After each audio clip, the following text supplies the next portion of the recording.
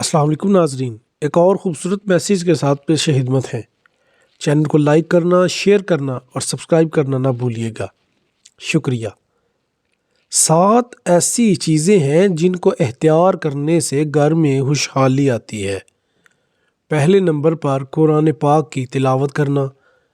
جس گھر میں روز قرآن پاک کی تلاوت ہوتی ہے، اللہ تعالیٰ اس گھر میں خوشحالی لاتا ہے۔ دوسرے نمبر پر نماز کی پابندی کرنا۔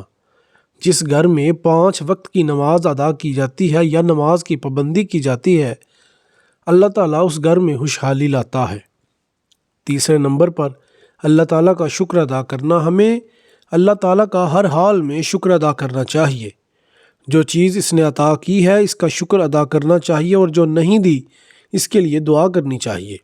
چوتھے نمبر پر مجبور کی مدد کرنا۔ جو بھی کوئی شخص مجبور آپ کے پاس کوئی فریاد لے کر آتا ہے تو آپ اس کی ہر ممکن مدد کریں، یہ خدائی صفت ہے۔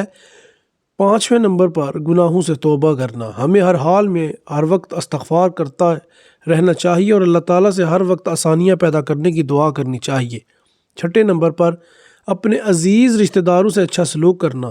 7ویں نمبر پر صبح کے وقت سورہ یاسین پڑھنا اور شام کے وقت سورہ واقعہ کی تلاوت کرنا۔ اللہ تعالیٰ ہم تمام مسلمانوں کو نیک اعمال کرنے کی توفیق عطا فرمائے، آمین یا رب العالمین۔